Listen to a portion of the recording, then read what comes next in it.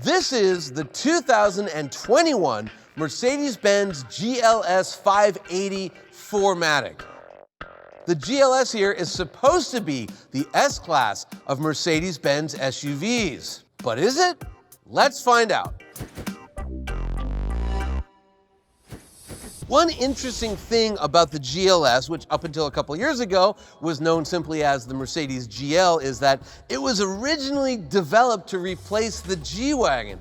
That's right, there was a time when Mercedes said, you know what, we don't want to sell you a hardcore military-inspired off-roader. No. We want you to drive a much more sensible SUV. Then of course, Kim Kardashian bought a G-Wagon and the factory's been trying to keep up ever since. I'll go ahead and boo myself for that horrible pun. The point is that this is very closely related to the smaller two-row GLE. They just sort of stretched it out and added a third row. What does the GLS compete with? Really, any full-size luxury SUV that has a third row. Primarily, we are talking about the BMW X7, the Cadillac Escalade, and of course, the Lincoln Navigator. While not nearly as iconic as the G-Wagon, I think that the new GLS, and to a similar degree, the GLE, are very good-looking vehicles. Handsome, in fact. The front is money, meaning it looks expensive, it looks premium. You've got the twin-bar grille, you've got the mega-sized three-pointed star. Why is it that big? Well, you know, technically it hides the radar sensors. In reality, that's what the customers want. And they also want fancy jeweled headlights that look like this. Cool. That said, I think the GLS gets a lot better looking when you view it from the side. Right here, this just screams Jeep Grand Cherokee, which is good. Believe it or not, you want your SUVs to look like Jeeps. It's true. This thing also is sitting on 23-inch wheels. 23s! That is literally redonkulous. My only critique really with this vehicle is the running board, and the reason is it's got this beautiful Coke bottle shape to it. You know, it starts here, it flares out, it tapers in, and right when it's tucking under, that sticks out. You don't need it. You know, there's almost nothing to nitpick about the design of the GLS. In fact, I would say this vehicle represents the peak of Mercedes' current design language. I'm of two minds about the interior of the GLS 580. On the one hand, it's quite nice. It's a good luxury car interior. On the other hand, it's not nice enough. What am I talking about? Let's start with what's nice. There's leather covering almost every surface. The open pore wood is gorgeous, and there's nice metalwork, especially these drilled speaker grills. All that's great.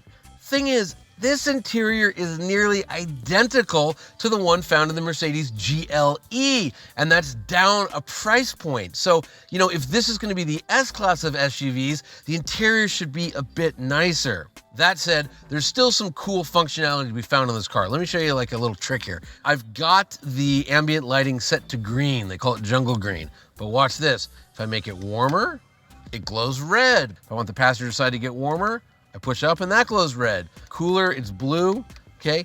Absolutely and totally useless, but still super cool and something that'll probably impress your friends. Then you have the Mercedes-Benz user experience. That's what they call their infotainment screen, or MBUX or MBUX. The more time I spend with this, the more impressed by it I am. There's a huge learning curve. The functionality is rich and deep, but what's interesting about it is I think with most vehicles, you sort of learn how everything works within the first week and you're happy, and then slowly over time, the little things begin to annoy you. Whereas with MBUX, after a year, you're still learning all of the features. As far as actually driving the thing goes, comfort, this is a big SUV with lots and lots of room. There's plenty of room in the second row, and there's even room for adults in the third row. Problem is, with that third row up, there is not a lot of room for hauling stuff. However, flip down the third row and you've solved that problem. As for performance, this is the GLS 580. Were it the GLS 450, under the hood you would find a technologically advanced inline 6-cylinder 48-volt motor that would be totally adequate at moving this large SUV around.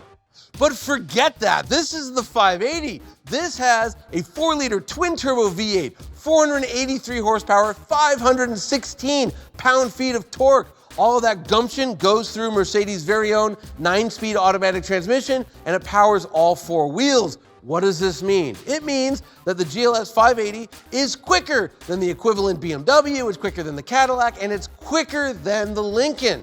Surprisingly, this big old thing is pretty fun to drive too. Now, if you want very fun to drive and you have an extra $35,000 burning a hole in your checking account, check out the AMG version. The GLS63 gives you another 125 horsepower, stickier tires, but I think that the 580 is the sweet spot in the GLS lineup. There is one problem. All of that performance in such a large vehicle with such a powerful engine comes at a price, and that price is fuel economy. We're talking 16 miles per gallon around town and 21 miles per gallon on the highway.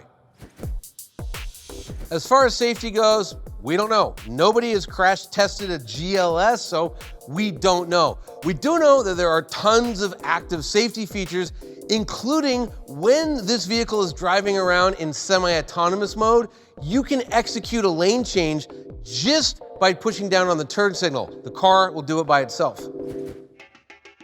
And so, how much? All right, a little bit of breaking news for you. Mercedes-Benzes like this are for rich people. As such, the base price of this car is $99,900. As it sits, it's a tick over $112,000. Is that way more expensive than the competition? No. The Mercedes, the BMW, and the equivalent Lincoln, they're all within $500 of each other, base price to base price. Now, the Cadillac is a relative bargain at about $86,000, but they get pricey real quick. Is this a good value? I mean, you know, it really depends on the size of your bank account. If there's one thing I want you to know about the 2021 Mercedes-Benz GLS580 4MATIC, it's that it is the hot rod of the luxury three-row SUV segment. Is it the S-Class of SUVs? No, it's not. I think that honor has to go to the Lincoln Navigator. While nice, the GLS just isn't luxurious enough, but it's got a good design. The interior is nice enough. It's quicker than the competition, and it's not even the quickest GLS. Plus, you can haul 7 people and your boat, or when it's empty, you can have a good time driving the car by yourself. In conclusion, I can think of many worse ways to spend $100,000.